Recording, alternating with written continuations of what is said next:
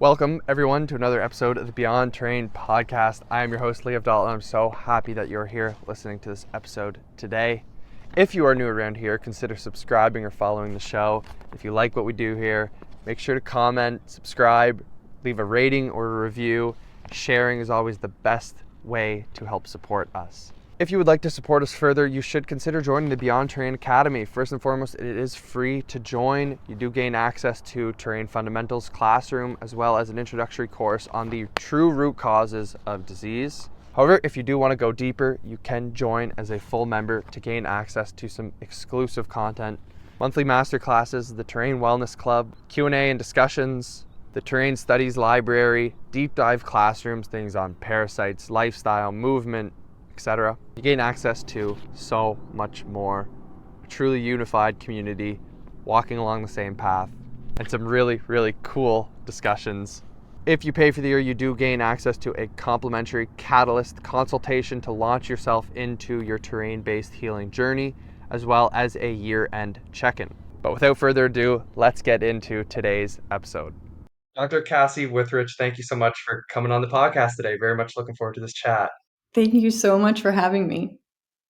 Of course. I like to ask all of my guests a little introductory question. I'm very much looking forward to your answer. I ask all my guests to define health. What does health mean? What does it look like? How does it manifest? You can take it any direction that you'd like, baseline to work off of. Big question to start. Such a big question, such a good question, but and the whole point of this, right?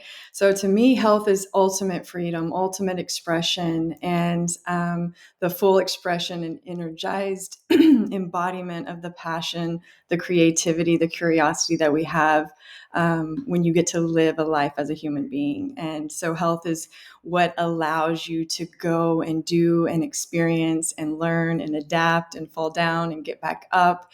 And so it's really the heartbeat and the pulse behind everything that it is to be a physical human being. And it's also, to me, our gift, right? The one thing that, is that bridge between being, or not the bridge, but it's the mortal promise, right? Of what keeps us here, even when different things happen to our physical body. And so it's like this constant conversation with everything that's ongoing, our metaphysical background, and then the literal, tangible matter that we're surrounded by. So it's just a big conversation, a big celebration in the expression of that through living. Awesome. Such a cool answer. I really appreciate that. The idea, especially of health and freedom being so intertwined, right? It's so interesting because being healthy gives us freedom. And there's Mhm. also this interesting concept that being free gives us health, right? It's like a positive feedback cycle. It's exactly that, and it's that the organism that is our physical body wants to have that freedom. It wants to feel. It wants to express. It wants to be liberated in every potential possible way. And the other component, just like you're mentioning, is that when we feel suppressed, when we feel locked in, when we feel imprisoned, when we feel like we can't do, be, or have, there's going to be even a physiological pushback from that will cause a change biologically in our blood, because we do have that reaction of, you can even like make it a smaller thing, like when we're children, someone tells you can't do something, what do you want to do immediately? That exact thing. And so there's some part of this that's like always pulsing in our actual bodies. And so it is so important. That's why global things become very important. That's why medical freedom is essential, because we were designed to be free, right? And not free from something, just free. And the freedom is, think about even when you have like something going on in your body, it's usually what, determines and starts being the deciding factor of what you can and can't do. And, we associate even chronological aging with loss of function, which is loss of freedom. And so this conversation really is, those two things might be the most synonymous things, freedom and health, because it's exactly that. The body wants to be free. The spirit wants to be free. The soul wants to be free. And so it's such a good thing to like have those two concepts mirroring each other, and understanding that it's not just not being sick or not feeling unwell. It's being able to do and experience and, have the full expression of what it is to be a human. Amazing. Yeah. Yeah, within this, like, what's sticking out to me is this idea of like being stuck, right? Being stuck in these ideas that we have about ourselves, about health, about the greater world, and that mindset kind of holding us back, like I remember hearing a really great story from the Biggleson brothers about their father, Dr. Harvey Biggleson, and he discussed, he would go down and do these retreats and people would heal from like these crazy ailments, like even cancer, etc. And one time this lady was, healed after, like a couple of months, and she was like, what do I do now? Like, when's the next time I have to do something to like be Yeah. healthy? And he was just like, Dr. Biggleson, he was like, this is it. Like, you're healed. And she Yes. was like, well, like I'm a cancer patient, I'm supposed to do something. And it was like ingrained in the mindset, and it was like a hindrance on, releasing that, and it can keep you really stuck too. So I'd love to hear your thoughts on that. I love that so much. And so I've actually had a couple of patients that have had such drastic transformations. And I love that you bring this up because I would take note after those spontaneous healings or those just drastic changes physiologically and even in their tissues. And the interesting thing that I found in the notes of all of the handful of people that I got to personally experience in a situation like that was their comment was, now what?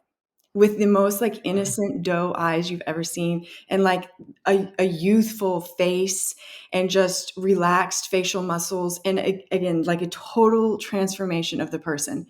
And it was exactly that. Now what? Because what happens in that moment? Before, you were living to suppress and manipulate away things that were restricting you, things that were hurting, things that were aching, things that were dry and cracking, itching, this, that, this. And then you arrive at this point where those are no longer going to dictate what you do in your routine, in your habits. Not going to dictate what you purchase at the grocery store or at a supplement store. It completely flips your world upside down when you get to that point. And that can even come, after a prolonged amount of time in a healing journey. I've seen it that way, but it's most profound in those moments, kind of like the story that you spoke to, when it's so drastic in nature, because it's literally like flipping your world upside down and being like, I don't have to babysit my health anymore. Now what? And exactly that. And every time that was my response to him. Exactly. Now you're going to go and you're going to live and you're going to create, and everything is going to be life giving, not trying to preserve and manipulate and manage. And it's such a different way to live life. And the thing that I think is an opportunity to consider in this point is this was, my presentation to a lot of people. What if you started living with that paradigm shift before you got the results, right? What if you were the cause to the effect? What if you Mhm. started living like a person that wasn't dictating every move, every decision, everything in their life around management of we call it healing responses, but symptomology or a diagnosis, even? What would that do to your tissues? Because even you bringing up going on retreats, the thing that I studied back when I was trying to really wrap my mind around healing, not disease, healing, which is two totally different things. One of the things that I became fascinated with was when people went on vacation, their laboratory diagnostic testing would change and they would have temporary resolution of symptoms from extreme to minor, and it's reproducible. You can find this throughout the literature, you can find it throughout stories, personal experiences. And so when you look at that, you again, let's pick it apart, and it's not just coincidence, right? But what is it in that person that's changing? Not just their environment, because then everyone's like, okay, I should move to the Caribbean. Maybe, right? But there's more. It's who are you there?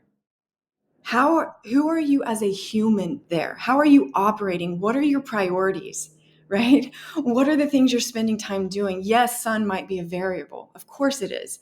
but the person, the experience of that life is also altering the physiology. And so when we say your life is your medicine, use these things as these like treasure maps to get yourself to a different state, because everything you experience communicates with your tissues. Everything that communicates with your tissues is in circulation in your blood. It is this constant conversation.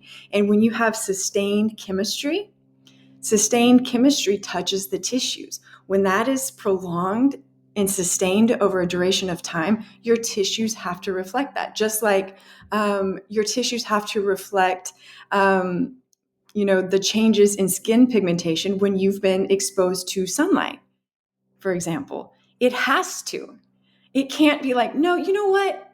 We're in the sun. I don't want to do that whole like melanin game. I don't really want to produce a tan or even a sunburn if we break the rules. I'm just not about it. Your body's not going to do that. It's going to reflect the truth of the situation, right? And so that's the brilliance and the excitement that I have when it comes to the body, because when we say your life is your medicine and everything touches everything and everything matters, it's because it does. And when you wrap your mind around it, you're like, wait a second. And then you feel the limitlessness of the potential held within you, not in a wishful thinking way, but in a very practical, rational way. And then that becomes so empowering to be like, okay, it's not just my food. It's not just the things that I can put on my skin and, supplements that I can take. It's how I feel. It's how I think. It's where I'm at. It's the accidental sunlight exposure from my car into the grocery store. It's coming in contact with a human being that treated me kindly, or even more profound medicine if I treated someone with kindness. And it's this dance of life that starts putting that vitality back into a person. And it's such a different paradigm than you've got a diagnosis and it's going to threaten your life. And if you don't do this, this, and this, and take this, and this, and manipulate your whole entire environment and your whole entire world, it's going to get worse and you could die. Um, the point is the living. And the way that I found was, what if we created a life that was so amazing, so fulfilling, that conferred that chemistry to that physical body, so that the process of healing was life-giving, not life-taking. And you still got the actual biochemical results, because it's not, again, that you don't use modern medicine, you don't use laboratory testing, use that to prove the changes if you want to, right? And that's one thing we did in my practice a lot was we had the before and afters, but the way we went about that middle ground of removing the diagnosis was the difference. So it's not that you don't even abide by their diagnostic standards. It's like, okay, we'll call it that. The labs look like that. The imaging look like that. I'm going to live my way to a different physiology, which will change the tissues over time. It has to. It has to. And then you get the end result, and the level, like the people that do that using diagnostic testing, because we can't say that we can just override our intellect at this point. So many people know way too much. And so the modern medicine can be supplemental to empowerment if we know how to use it. And so this is one of the things, like when I had a person experience that, that person becomes unshakable. Their fear naturally dissolves, not out of effort, affirmations, struggle, trying to change their mind. Their life changed their mind. And then when you change the mind, we know the mind changes the experience and starts altering your perception. So it's this chain reaction that occurs, but the change of the life had to occur first, not the manipulation of the tissues to make it not be in the tissues. And then I'm going to change my life. And then hopefully that will change my mind, or I'm going to force my mind into being positive and hoping and saying that my body's always healing and I trust it, but I really don't. And so I'm manipulating it here and I'm listening to this over here and I'm really fragmented and confused. And unfortunately, the truth of if we're just being objective in the data world, your body's feeling chaos, not safety, right? And so this is like this conversation that excites me so much and should empower everyone. And exactly like, again, how this whole thing started was that now what? when you change the paradigm of how you look at your body and you see that it is for you and you see that it is the effect of how you're living, right? And that you do have a say, then the most beautiful first step is literally exactly that. Now what? If I'm not abiding by that old paradigm of thinking or how society has put it in, or even how the business of medicine, puts it in the airways, I don't know I don't know what it's like. And to a lot of people, that uncertainty is terrifying, because in the other way of thinking, right, you knew there was like a certainty to like, oh, I've got to take these things. I've got to do these things. I've got to be, work out this many times. I need this much sun. I need this. So there's some level of, even though you're uncomfortable, there's some safety psychologically, because you have some level of predictability. But when you go to that world of now what, it's massively liberating. And we'll pull in freedom here. Freedom is insecurity at its greatest level. Why? You are fully admitting the truth that you do not know what's coming up in the next moment, much less the next month, right? Mm-hmm. And isn't that the truth? But that's what we protect ourselves against, because there's so much chaos. There's so much uncertainty. There's stuff going on in our physical bodies, things going on in our families, things going on in society, things going on in the world. And so we're just like, I just need something to feel safe. So if I can pretend that I know what's going to happen tomorrow and I can live the same day so that there's something that seems same, then maybe I'm going to feel more comfortable. And so again, when we're talking freedom, when we're talking health, when we're talking liberation, we also have to talk about insecurity, because insecurity and freedom are also synonymous. Freedom is saying, I don't know what's coming next, but I'm an active participant in the living and the directing of all of it. And again, you feel that excitement bursting in you, and then you're just like, okay, again, now what? Now what is very liberating, but it's also very terrifying if you've only lived a life where every step is dictated for you, where everything is like, you do this, you do this, you do this, you do this, you do this, you show up and you do this, and this is what you do if something shows up in your body. So it's all laid out. So there's some level of security, and that's part of what you have to break up with when you truly go into this true health, true freedom. And then that, spontaneous living, right? Which is super exciting. But then when you get into the reality and the practicality of it, it's like it's a little uncertain, and it puts the individual as the most important element of that whole conversation. And so I love that you brought that up, because it really ties in so many things of even, I think it's very beautiful how we all have different backgrounds, right? You and I have never spoken before this moment, but how you arrive at these truths from your experience, from that doctor, from that story, from things that you have sought after. And I have my background completely across, the world, and my own experience and my own, but how we've gathered in the center of like, maybe it wasn't identical words, right? But the truth of it, right, is saying this.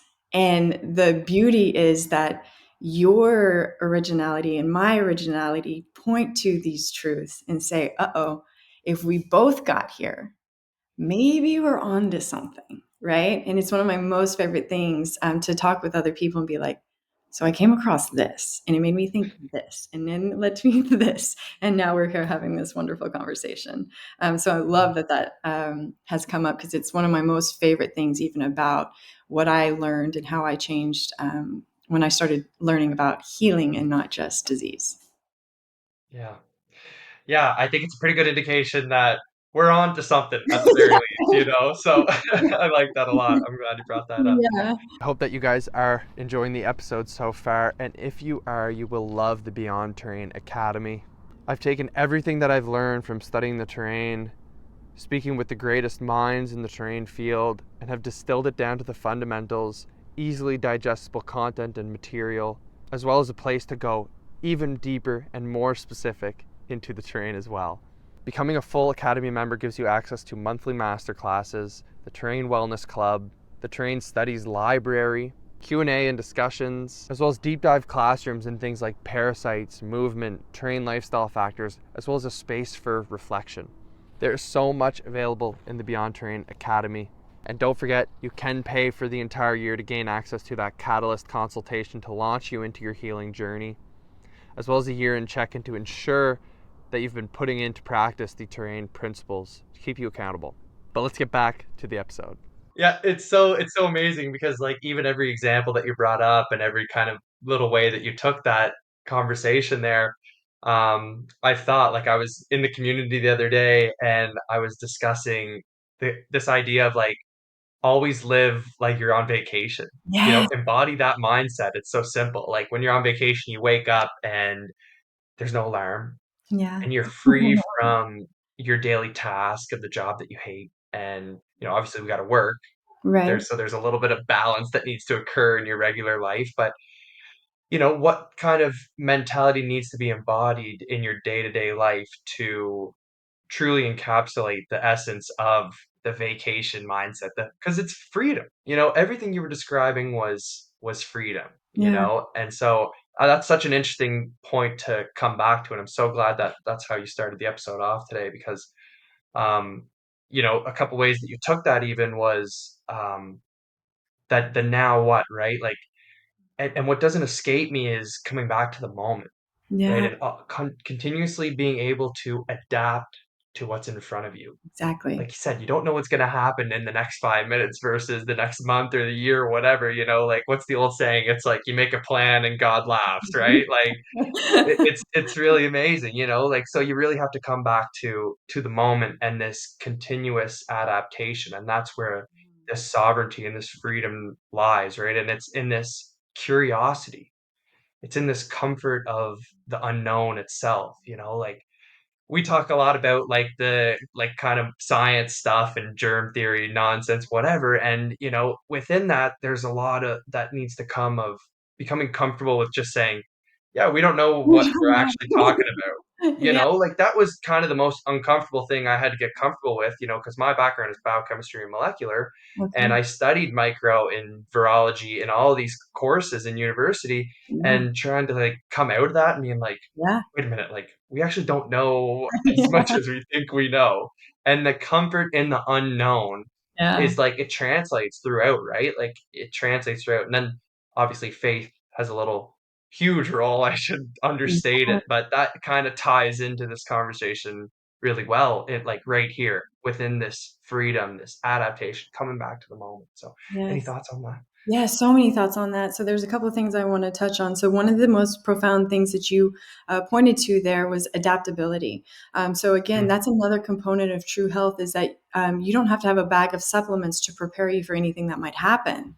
It's that you have prepared your body through how you have lived up until that point, so that no matter what happens, what's put on your plate, what's happening in the world, if you need to sprint, if you need to jump, if you need to not sleep for one night, if you need to attempt to lift a car, you have prepared through the living of your life, not the preparation of your supplements, your bag of medicine, right? Not to say that there's no functionality of those elements, but if you reworked it all and said, okay, so say you live in a world that never doesn't have any herbal medicine, doesn't have any supplementation, doesn't have all of these things that we call medicine. How would you live to prepare your body to be ready for anything and everything that could ever come? Do that. Your life is your medicine. That is your prescription. And if we live like that, if you lived and like then tied in the element of being a human being, of the enjoyment of that. So again, if you told an athlete, like, we got to go to the gym and work out so you can build your muscles so that you can play this game, the athlete's not going to be like, oh, that sounds just terrible. Are you sure? Can you anesthetize my muscles so that I don't have to feel the pain of that? What? That's not it. An athlete's going to say, what? Let's go. Make it harder on me. Make it more difficult for me so that when I get in the game, my performance is only going to be enhanced. Put the athlete mentality on this, because that athlete mentality is human mentality. That's human. It's not just what you see in extreme sports. Everything you see in extreme sports, everything you see in these professional athletes, the human is that, right? So if you put that on medicine and said, okay, so life is going to have really difficult moments, whether that's emotional, psychological, literal, physical, and the overcoming of those moments is what's going to give you the benefit. Would you want a super easy life that never challenged you psychologically, emotionally, physically, literally, financially? Or would you say, hey, put me in the gym. Put me in the gym. Not because I'm, a victim of life, but because I'm in the game of life. I'm so fortunate to somehow have won the lottery on this place where you get to taste things, you get to feel things, you get to see things, you get to smell things. But part of the game of being here is having this physical body, and you're in a cause and effect world. But then the element that you also brought in here too, when you mentioned faith, is what? Part of the cause and effect world is you are also a cause. So while you're living this game, you impact the effect of even other causes, right? And so what do we call that in the world of medicine? Placebo effect, right? If you're in the world of quantum mechanics, quantum physics, we call it something different, right? If you're in the world of spirituality, we call it something different. But again, just like you and I both came from different backgrounds and we're arriving at the same truth, so are all of these things. So the truth is, whether you call it belief, faith, placebo effect, whatever you want to call it, it is a true effect. And that is the part where it's you in your life with everything else. How are you? Who are you? Why are you? And then if you're going to invest in the outcome of your experience, what's going to be your investment, right? If you can alter, like take the placebo effect. When I really went into the placebo effect, that's when I really busted open and just fell in love with life. Why? Because it's like, okay, so even if that's a toxin, right? Take Wim Hof, right? Profound. You did what? Yeah, right? So that is just a glimpse into the power of the human, the power of what's pulsing in us, hidden under placebo effect. Go and look at like that's the one thing, like when I started looking at research studies differently, not for what they were hoping to sell, but what was like tucked away, the truths that had to be in there for them to be valid. I was like, hold on. So if these things have to be either controlled for in every single study for it to be valid, is this more important or is what they're studying more important? Right? If they have to control for the belief of not just the patient, but also the practitioner in order to make a research study valid for human beings, is that more important to talk about? Or the fact that they were trying to see if a cream could increase wound healing time? And I was like, hold on, I think we're not paying attention to the right things. And then when it's just in the background of, yeah, we have to control for placebo, double-blind placebo-controlled trials. Just don't worry about that. It's an annoying little human thing that happens, but don't worry about that. But look at what the cream could do if the person thought that it could do it in addition to it actually having a function. And if we use language like that, we would be so much less impressed with the stuff and so much more impressed. Like, hold on a second. So you're saying that a percentage of the people that didn't even get to have the active component had the effect because they thought about it and they believed that it was going to have the effect? Yeah, but don't worry about that. We threw them out. Like, that's what we should be paying attention to. And so again, this is also an opportunity to see that like the information is out there. The wonder is out there. Just because it's not where they're pointing the spotlight doesn't mean that it's not part of it. And so again, to have that curiosity, like you said, and pair that with wonder. I wonder, because that's literally what I did too. When I went through all the education I went through and got all the certification from lasers to all of that stuff. And I was like, oh yeah, I've got all the most advanced stuff. Let's go. And then it was like, none of that really matters that much, but that's cute, right? And then I did exactly what you were doing with your education. And this is also important to say, it's not that the education isn't essential, right? The education gave us a foundation to be like, okay, let's ask better questions. Right? Science is a question. It's when we put science and say that this is, a doctrine or a law. No, if you talk to any scientists are like, no, it's science is the question. It's what we do with some of the answers that we're gathering that's part of the problem. So having education, in my opinion, is not the problem. It's when we latch on to these, we say that they're truths and they're not, and then we put them into stories, and then we put it into a thing that can sell that. I mean, it gets messy. But when you learn stuff, if you know how to utilize, we'll call it intellectual accumulation or education, and you know how to go to the source, and you know kind of how to think independently on your own and be like, wait a second. Okay, well, if this is the case, then I wonder about this, instead of just being like, oh, the cream worked. Let's get the cream, right?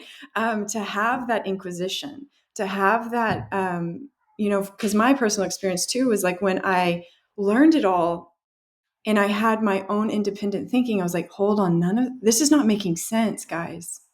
This doesn't make sense. And that's when I came to the conclusion that there's a huge difference between a right answer and a true answer. And I didn't understand that in the beginning of my journey. I thought if it was a right answer, it's a right answer. But there's a difference, because take any type of research study, you can get a right answer from that premise. But that doesn't necessarily mean when you include the whole of, say, a person, that right answer is also true. And that's where things get very confusing, because in the world of social media, in the world of science, in the world of research, you can come to a right answer. But then when you try to apply it to a human being, say for health, it might not be true, right? When the totality of the human is taken into consideration, or the totality of the story. And so that's when I started really understanding the difference in where you start and ask your question. So again, if you look at the human body and say the body is wrong and that's why there's disease, and now I'm going to ask a question, and then I'm going to get a right answer, and then I'm going to apply the answer to the person. It is a right answer, but it's not always the truth, because the truth encompasses so much more when you're talking about a human being. You cannot isolate the tissues. You cannot even isolate the blood from the mood, from the emotions, from the past, from the present. It's all in this dance. And so again, you have to, when I switch my premise to what if the body is always right? And now I ask the same question. So the best way to explain it is like, imagine if you knew exactly what you were doing, say with like repairing a car. And I came in, I saw you repairing your car on the side of the street, and I wanted to help you. And I meant well. But I just assumed, even though I knew nothing about cars, that you were wrong. You're probably wrong. You just look like you're probably wrong. So I'm going to come help you, but I'm going to oppose everything that you know why you're doing it. I'm going to oppose it because I'm like, well, shouldn't we use flowers instead of tools? Don't you think that? And you're like, no, please don't. I know what I'm doing. I appreciate your help. I really appreciate it. You're actually making this take a lot longer than if you weren't helping me at this time, right? You're like, but I'm here helping you, but you're wrong, and this is right. And so that's literally what the body is doing. The body never gets mad at us, but sometimes it's like, can you stop? If I'm creating a scab, there's a reason. And unfortunately, if I'm doing something else in the body, there's also a reason. And just because you have a story about what is right and what it should be doing because of an industry doesn't necessarily mean that it's true. And if I think that it's what's going to keep you alive, says your body, I'm going to keep doing it until you change the reason why I'm having to do it. And that blew everything up for me as a medical practitioner, because when I was manipulating symptoms away with my herbs and with my supplements and with my diets and with all of those things, and then this happened, I was like, oh no, I am a very sweet, very well-meaning part of the problem. Because instead of changing what needed to change in their life, I'm manipulating away the effects that would get them to change and actually opposing what the body was needing to have done. So if I say, we'll take sunburn again for an example. If I just cover you up in sunscreen and do all these things to make sure you don't have the effects, right? It doesn't mean that those effects aren't still happening. We all know that one of the problems with sunscreen is it hides the alarm, not the damage, right? And so this is exactly, the body has this process throughout. And we often attack the alarm, we attack the healing, instead of understanding that, no, if that person has a sunburn, or if a person stays out in the sun past the capacity of their skin and their hormones at that time, the damage is still going to happen, even if the superficial changes are not visible, right? They still need to get out of the sun when they've met their limit, or put on a hat, or put on a shirt. It's not hide the effects so that I can continue to do what I want to do. Right. And so then there's another part of the human being, because when you have that part that we talked about in the beginning of that, I want to do what I want to do. Okay, but there's also rules here. And that's also a cue for the brilliance of a nervous system, and the cue that is fear, right? To say, I know you want to fly, but gravity exists here. And so this is part of this conversation of like, yes, we want to do what always makes us happy. We want to do what we want to do, but there's also rules that you have to follow, because there's laws at work in this place that we exist. There is a cause and effect, but that's not to say, just like we were talking about, you are part of the totality of that effect. You change every bite of food, you change every substance, you change every glass of water, you change, you can even change, based off of your perception and your self-image, the impact of somebody loving and caring about you. And when you Awesome. really start to understand it, it starts to make all of these things click in this Mhm. beautiful way of, what if, if your past experiences and past relationships have shaped how you view yourself, then even if somebody came in and was giving you unconditional love, you would only receive a portion of it, right? And Mhm. so it goes from the grand and the intangible all the way down to, and if I put a salad in front of you and it didn't have a green organic stamp on it, but what you didn't know is it came from the most beautiful farm, with a farmer that took care of his land, never used pesticides, Mhm. prayed over his produce. And I got it from him, but you thought it came from the grocery store down the street, and you saw that the carton it came in was not stamped with the green thing. And now you poisoned the salad instead of the salad poisoning you.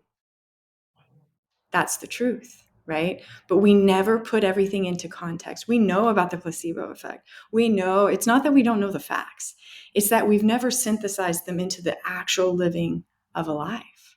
And then when you're like, oh, wait, so you're telling me that even if I'm sitting in front of a salad that has been sprayed with pesticides, and I don't know either way, unless I have my chemistry set here, which most of us don't carry around, the odds are maybe 50-50, even if it does have the green stamp on it, because of deception and the whole process of cost of, certification, all of that stuff in the background. So basically the truth is, I don't know. So either I use my intellect and my knowledge to benefit me, or I use my intellect and knowledge to poison me. And we have to take into consideration that that is the truth of literally everything.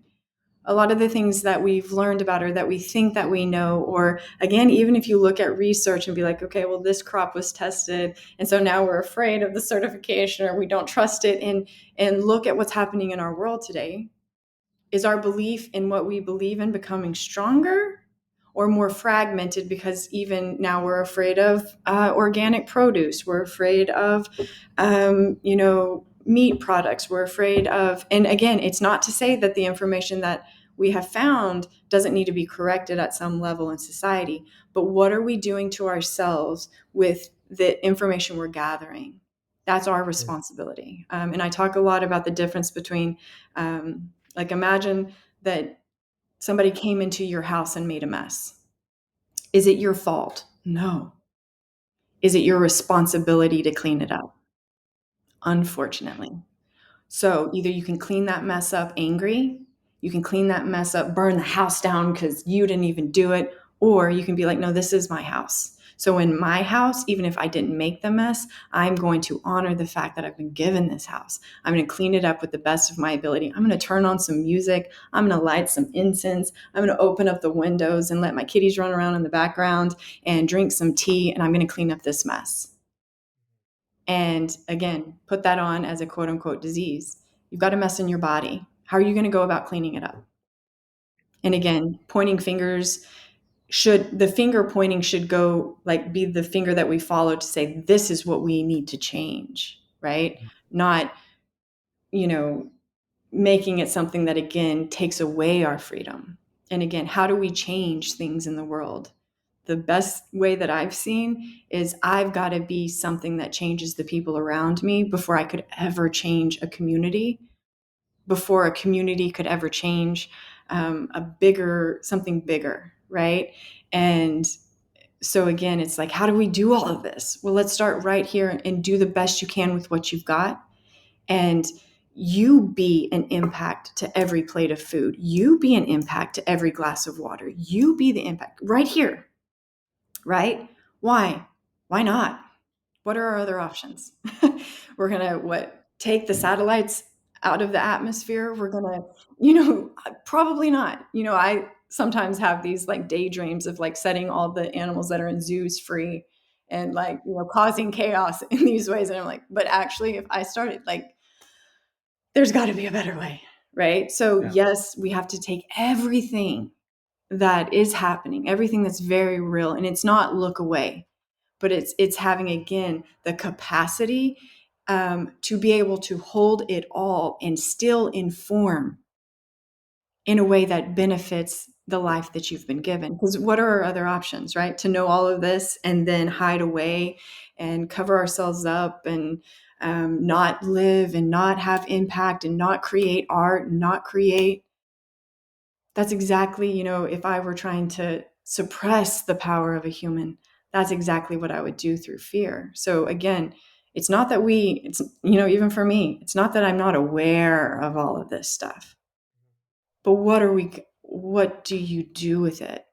And again, if we only had one day, if this was the last day that we had, and I know all of this information, how would I make this, even if it's just in my body, in my house, in my relationships, the best I could with what I got, right?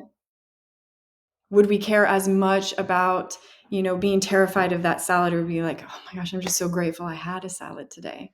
The last grape I will ever get to taste for eternity? Are you kidding me? I'm going to taste this thing, right? And again, so it's not that these things don't happen and we don't need to make an impact and we don't need to support people that are doing the work to go and change these things. But on this individual level, we've got to let's be an opponent that's terrifying, not one that's weak and scared. You can know about all of this. It can all be happening and you can still be even more terrifying because of it, not more terrified. So again, put it on athletes. So guys, you're a high school team and you're scheduled to play a pro team. The high school team that was like, we're going to go cry and hide for the next week versus a team that's like, dude, we got to get good quick. How do we do it? Can we, and like starts pulling resources to figure out how they can get as good as they could get. Why? Because if we're going to be on the court, let's give it everything we've got. Oh, but they're pros. Maybe they have a bad day. And maybe we have unbelievable, synchronicities and something at, play with us, right? And again, how can we go about this time and do it differently? And then another little side thing that I often just like infuse into my own heart and soul when I hear even more fear being saturated on people is, if you have to increase your force, is it because your opponent is weak? Because you're not concerned about their awareness, their capacity, their ability to change something, or because you are, right? And then let's even plug the human body one time. Would you study something that didn't have anything to teach you? Or would you study something that had everything to teach you? And then Is it weird that we study it and we're constantly learning new things and even finding out that, oh, the brain actually has a lymphatic system? Oops, right? Oops, we're finding new things that have been already in operation in your body since the beginning of time, but it's new to us and it's new to our tools and it's new to our detection and it's new to our language. But then we're going to tell that body how to do what it knows how to do instead of trying to understand why it does what it does and correct at the level that would make it do something different. Right? And so again, just Wow. for me, I just asked simple questions. And then I always encourage people, because like when I was like at my most like super duper educated and technical, I was so confused and none of it made any sense. But when I asked at the level of like my like sassy 13-year-old me of like, make this make sense. If it's a yes, it's a yes. If it's a no, it's a no. And if you're going to tell me something, it can't be except for this, except for this. The body is perfect when it makes a scab, not perfect when it does XYZ. So it has two different programs in the DNA. You're running two programs, one for disease and one for healing? No. I'm confused. Clear it up for me. It doesn't make any sense. That doesn't make any sense. Right? And so again, simplify when you're overwhelmed, when everything's overcomplicated, when it's so far away from anything that you have control over. What I learned from my experience was exactly what you said. Put your intellectual and psychological ego down. Come to a place of stillness. Ask questions and look for true answers, not necessarily just the right answers. And then live in a way that brings that evidence to your brain and your nervous system, because that's a component too. The brain and the nervous system love evidence, right? So until you give it evidence of a safe life, it's not going to show you the effects of that. Right? And there's a beauty to that, but how do you deliver evidence to a brain and nervous system that has had a body that's experienced fear, trauma, confusion, neglect, all of these things? You have to live your way there. You live your way there. You live your way to confidence. You live your way to being like, I'm not trying to believe that I trust my body. It's now absolutely ridiculous to me not to. Wow. And then when Well, you live your way to that point, then you start understanding the difference between like when you say, I'm trying to believe, right?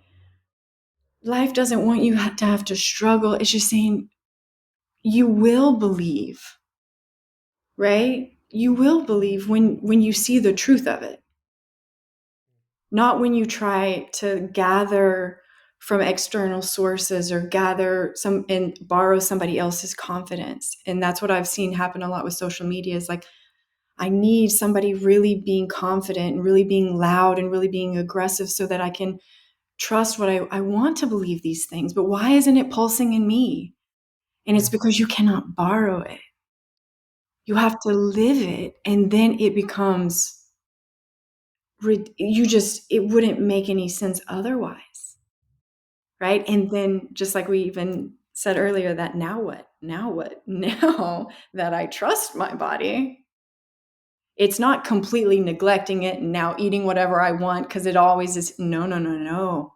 It comes with this new level of massive respect of, I'm going to give it the best. And now that I know I'm part of giving it the best, I'm not just going to pick the best food that supports the people doing it right. I'm also going to be the best. And I'm not going to poison something and call it knowledge. yeah. Right? So now you become an element of the outcome. And it doesn't go to, now I'll just eat candy and I'll do whatever I want because I can and the body always heals. It puts this new integrity to every decision you make. And then what does that do to where we go source our food? To where, no, now the decision is in integrity, not out of fear. That carries a presence. That carries just so much more power than stop. Don't. It's dangerous. It's hurting us. We're scared. It's like, no. I've prepared my body to where if I have to choose that or that, right? But then it also, not to say that you can't ever enjoy anything that might have nostalgia for you, but again, you're going to walk differently. You may not even have the desire to go to those things that used to give you comfort and pleasure, because you understand that pleasure pathways are something very different than contentment, peace, and true joy and happiness, right? Mhm. Biochemically, physiologically, psychologically. So you walk differently. And then your decision making is not out of fear and urgency and accumulation. It's out of, I'm just a different person. Yeah. Your now what is an embodiment, right? And again, what does that do to the people around you? Makes them massively uncomfortable. Why? You're not who you were yesterday, right? I don't like that because you are so unpredictable, right? But one thing that they'll start learning is no, certain aspects of me seem Yeah. unpredictable, but I am now more predictable in a way that I'm going to be true, Yeah. right? I'm not going to be Mhm. flaky. I don't change based off of who I'm around or if a camera's on or if a camera's off. It's me, right? Yeah. When we talk about authenticity, when we talk about embodiment, when we talk about sovereignty, it's not something you have to talk about. Yeah. It Yeah. will be Yeah. felt, I promise you. Mhm. And then if you go and look into the life and we're an outside observer to the totality of a life, it would tell you what the person believed in. Because we don't Yeah. believe in the things we talk about. We believe in the things that we've actually put into our lives. And if it's not in your life, you can't put that pressure on yourself of wanting to believe something. It's not in your life. Mhm. You haven't gathered the Yeah. evidence for yourself to have that level, right? And then when you get to transcend believing into knowing, but you have to go through that initiation process, right? You have to go through changing beliefs before you get to know I know, right? The even the position that I got to, I didn't start out my journey in medicine believing that the body was always for people, believing that every symptom, or what I like to call healing response, was in the benefit of the person, not going against them. I didn't start out that way. But then when I changed my paradigm and I changed my life, and then I changed my how I looked at research and how I did herbal medicine, how I did the medicine, and then that gained all of this other and started putting my education in an appropriate place to be utilized in a true way. Not that there was no education, right? The education, the science informed a lot of different things. I just had to start using it in a true way. And then that informed so much. And then when you see it work in a person and you see it work, like there's nothing that will be greater for you than when you see it work in your own life. Right. And then when I've had the privilege of working with people, seeing it, and it's just, you can't not, it can't not happen. Just like you can't not get tan if you follow the safe way of developing a tan. And it's not because, again, even in my practice, it wasn't because of me. Your body doesn't produce a tan because I know how to explain it. Right? Your body produces a tan Yeah. because it already knows everything that we don't even explain well. Right? And so it's just how do we use everything that we're learning and everything that modern medicine has made, accessible to our intellect, and not use it how they're telling us to. Rework it, right? Think about some of the musicians you love the most. It's not because they're playing the scales. You'd be like, okay, guys, let's mix it up a little bit. No, the ones that we love are like, oh my, I've never heard anything like that in my life. But it's all the same notes. I know, but the way that it comes through that person is the point, right? Yeah. And that's the point of a life. That's the point of freedom. That's the point of health and wellness. Is you're creating and you're giving back to the world that you exist in, right? So Yeah. even if you talk about the diversity of the microbiome, diversity of ecology, all of those different things, diversity, Yeah. right, Absolutely. is Yeah. essential. So we need people as healthy as they can be because you're giving back to the planet too. Or it's not just the bugs are giving to us, everything's centered around humans. No, we're here with it, right? Um, and so there's a contribution of your life as well. Yeah. And so when you again put it in perspective, it actually makes you have a deeper inhale and be like, "Oh my goodness, like it's not just me walking past trees and me let the trees existing because my conscious awareness is allowing them to be part of physical matter. Yeah, they're acknowledging you too, right? There's consciousness in the trees. There's consciousness in the plants. There's consciousness in the flowers. There's like anytime a dog looks at you, it's because it's acknowledging your existence too. So is Yeah. it bringing you into being just as much as you're bringing it into being? Right? And this is where your brain can just go to the extremes of the universe and then come right crashing back and be like, what do we do with it? Yeah. One, What have now? wonder and awe. That was the one thing that at the end of it, even when I was being super technical, is like if we had wonder and asked a question and we had awe when we were searching for the answer, we'd be so much closer to the truth than if we asked the question with fear, right? And put that on, those particle studies, right? When you observe it, you change it. Absolutely. And Yeah. so all of this Amazing. became the coolest thing ever. Yeah.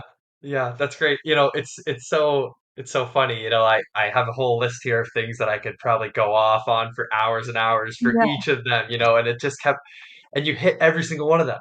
So we're singing the same song here, which I love. I think that's really amazing, and what really sticks out to me from that, entire conversation there is this idea of like becoming the best version of yourself. Yeah.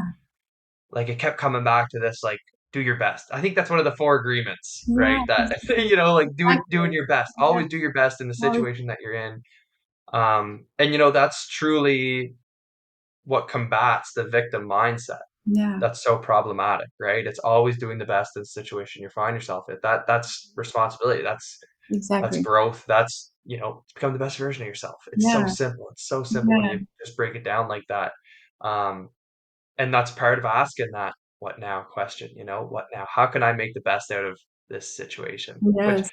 is so amazing. I appreciate that so much. That's so cool. Before we wrap things up here, I really want to hear about the difference between healing and disease. You've alluded to it a couple Yeah, times. Break it down for us really quick before we wrap it up. What is healing and what is disease? And yeah, we're just looking at the same thing here or what? yeah. So again, from my background and my experience, when I changed my premise from the everything the body does, some of it can be right, and anything in the world of disease and symptoms is wrong, to Mhm. the body is always right, and Yeah. it's your opportunity to understand why. And then if you want a different effect, you have to change the cause.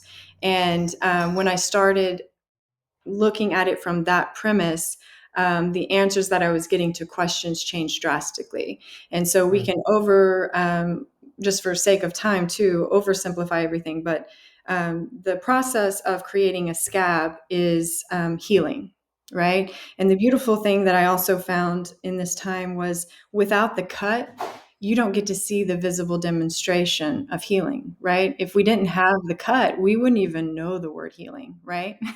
We would be like, wait, what? It's like, okay, you don't just blink on and off, right? Healing is this dance of living. And from what I found, because everyone, when you're talking about disease, when you're talking about symptoms, when you're talking about this whole conversation, what we're avoiding is not truly disease, right? It's not even symptoms and scabs and bumps and rashes. What we're avoiding, if you really distill it all the way down, is we're trying to avoid death, right?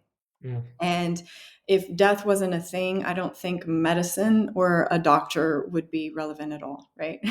But when you implant death as not just an option for a human, but a guarantee, then you can build off of our insecurity surrounding that and the fact that we have no answers for that and we're all guaranteed that, and then you can create systems and stories to capitalize off of that fear. And so when I distilled everything down and got to the core of all of the things, because why are we afraid of, say, a word like cancer? Like you can't, if you really get down to it, you can go, distill it down, and some of it it's loss of function, loss of freedom, um, having to, not feel well, lots of these things. But then when you really get down to it, why do we care about those things? Why do we care about those things? Well, most people don't really know what happens when we die. And I would say majority, especially if you're listening to this, you probably don't really want to sign up for it right now, right? But we also have the uncomfortable awareness that I'm just as close to death as you are. You're just as close to death as a 3-year-old. A 3-year-old is just as close to death as a 103-year-old. And we all know that. And so when I was in the hospital setting, and asking questions and seeing things from my perspective in that system, and things just really not adding up, I saw uncomfortable truths, that I put under the category of illusions in medicine. And the uncomfortable truths were people with perfect labs would still transition. Mm-hmm. And I was like, okay, interesting data point. And then I would see, one of the most profound experiences was a 98-year-old man who, upon autopsy had cancer everywhere. And of course, the cause of death was cancer, right? He was 98. So I was like, his labs were, according to our standards, awful. He had actual literal tumors spread throughout his body. He was 98. And then, you could also see unfortunate examples of children, unfortunate examples of young adults with perfect, strong bodies and perfect labs. And, so many times cause of death is unknown. And it was like, hold on. But we're teaching people that when your labs are not normal, you have symptoms, and then you have a disease, and then the disease is why you die. Mm. And then when I was in there, I was like, but then when I look over here, a car accident with a perfect body with perfect labs, right? Or unknown, no, literally nobody knew why. And they had a perfect body, perfect tissues, no identifiable tumors, and also perfect labs. So then it was like, well, there's some gaps in this. And so it's not necessarily true that symptoms and laboratory markers equal disease equal death. Maybe this story is a little bit different with all of the components still a part of it. Labs are still a thing.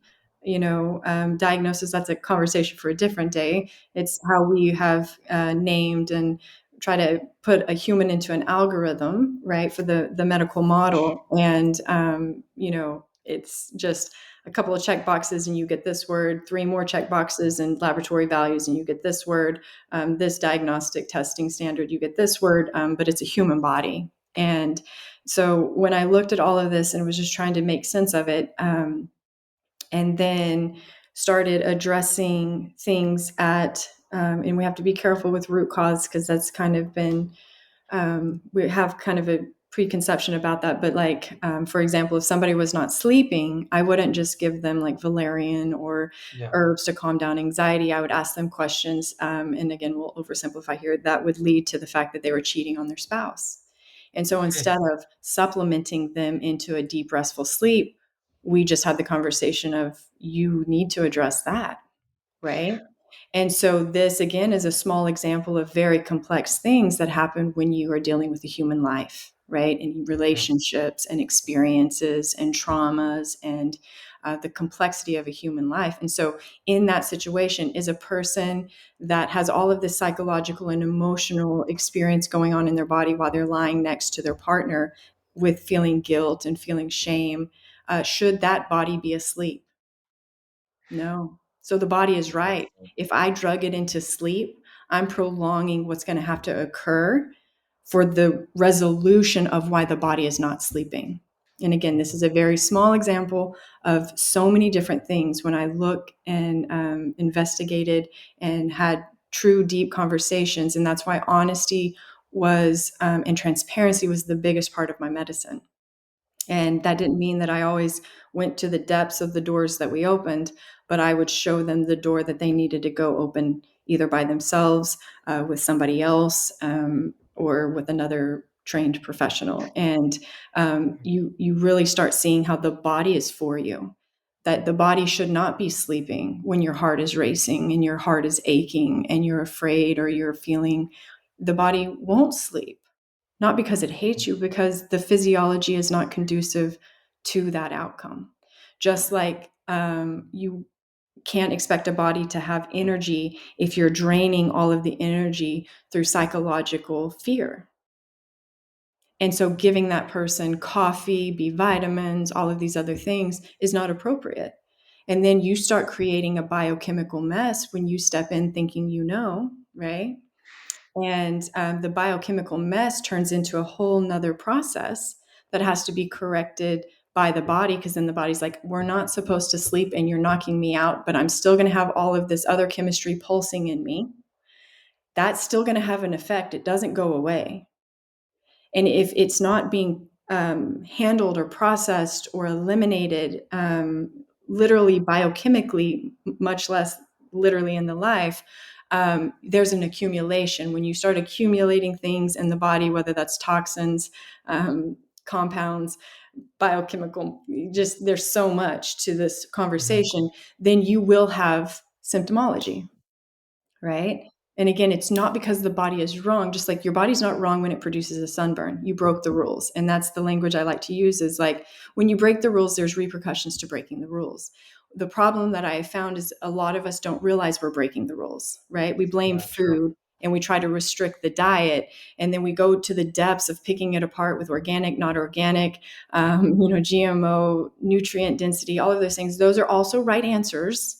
But the truth is that most people do not have a physiological, psychological, emotional state that's conducive to digesting food.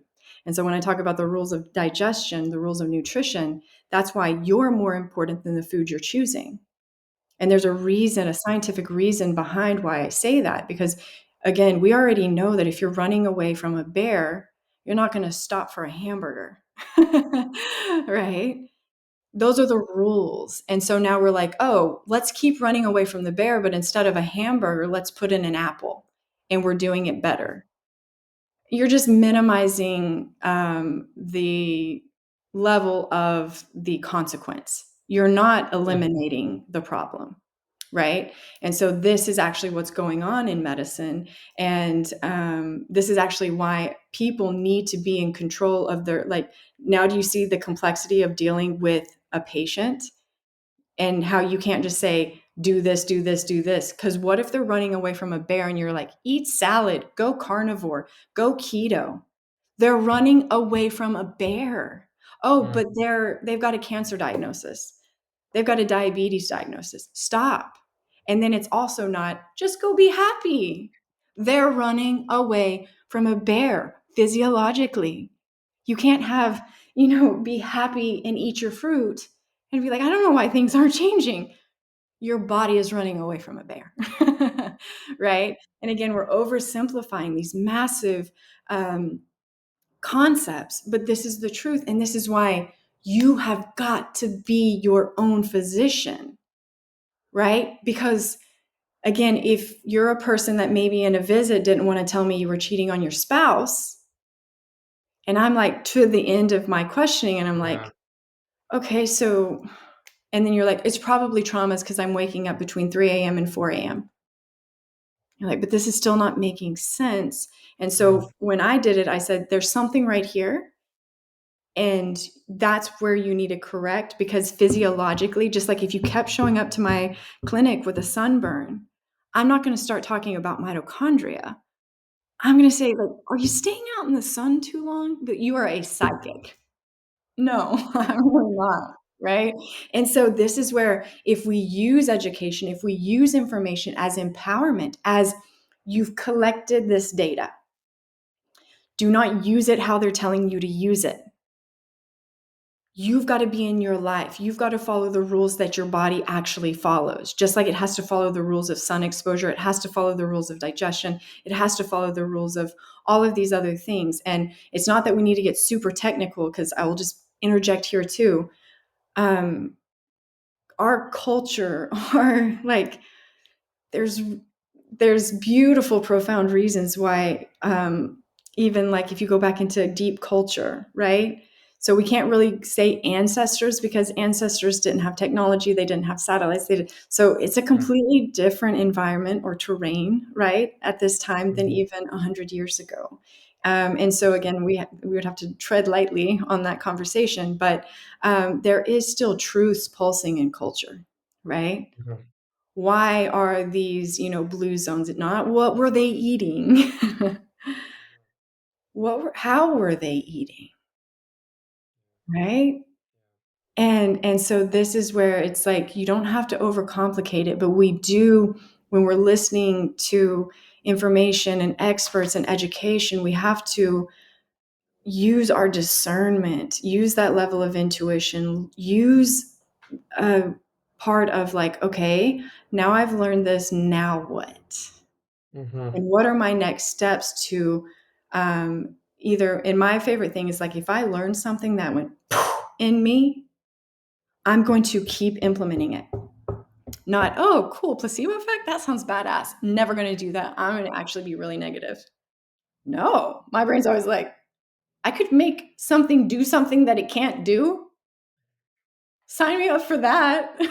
Right? Please. And so Yeah. again, let's have a playfulness, even though these are very serious things. Let's have, again, saturate it with wonder and awe and massive appropriate action with all of these things. And then you'll live your way to understanding symptoms are healing responses.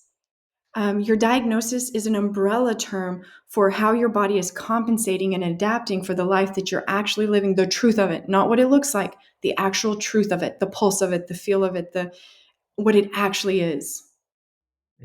Your body is compensating for that. That's what's reflected in the blood, right? And then the effects are held in the tissues. And if you look at it as it is right, let me go figure out why. Or most of us, if we're being honest, we know the parts that are really getting to us in our lives. And most of those things are the things we're like, I'd rather not address it.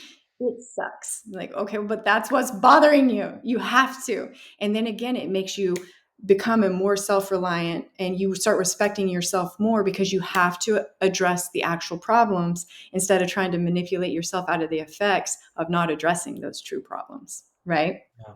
Yeah. Wow. It sounds like we're gonna have to do another episode here because I feel like we could probably dive in to I'm 100 more topics. yes. So really, really amazing. The whole is greater than the parts. The body is brilliant. These fundamental premises that you can embody just change the perspective. It makes symptom suppression seem a little bit foolish, right? And maybe there's a time and a place for everything, but at the same time, it depends. It always depends. It always Well, and I depends. will, can I I won't dive. interrupt here Yeah. for this, because you're bringing up a very good point. So, for anyone listening, you probably haven't lived a life where you can access this level of freedom. Okay. So, you've got to live your way out of the system that you're currently in. If that system includes pharmaceutical drugs, devices, supplementation, whatever your practitioner's protocol currently is, you have to live your way into this level. Okay. And so it's a very important thing to understand, that you don't just be like, okay, well, I've been taking, HRT for 20 years. I'm just going to, like, not Just gonna saying stop. you can't, but I just, this is not medical advice. This was a conversation, but you live your way out of the system that you're wanting to get out of. Right. And so even those that might be undergoing things that are like chemotherapy, different things like that, you have to live your way out of the system you're currently in.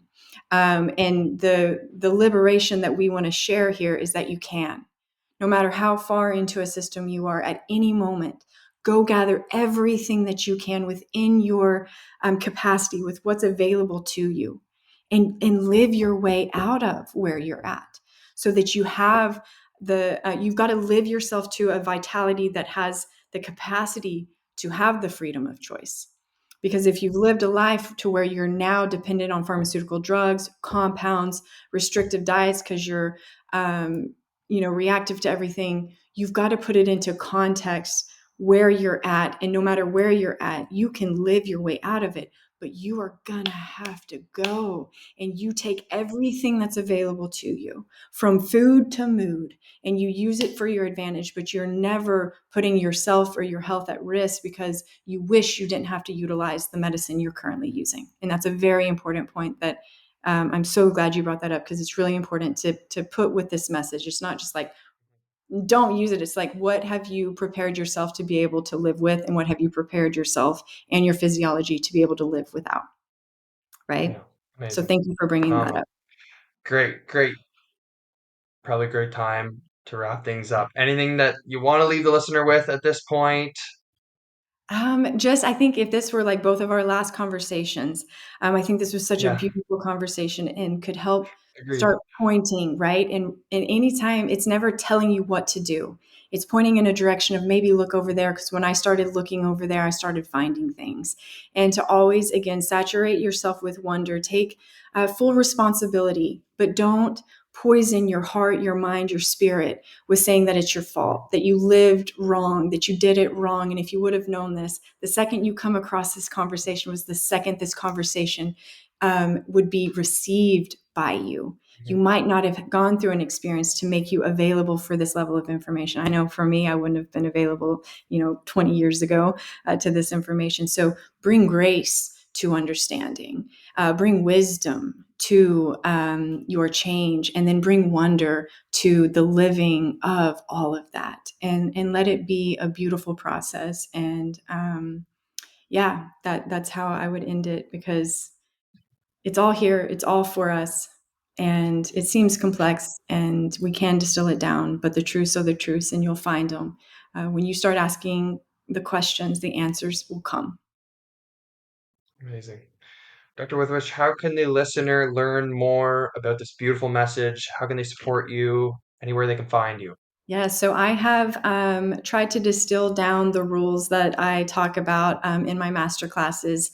Those are not medical treatments, but they teach you how to think, not what to think, and how to, go into the world of digestion and nutrition, energy and stress, light, sleep, those foundational basics through thinking in this way, and how to start living your medicine so that you don't have to accumulate it through diets and supplements and devices. And again, not saying that any of those are wrong, it's just not part of the education that I give. I also give so much on YouTube and Instagram.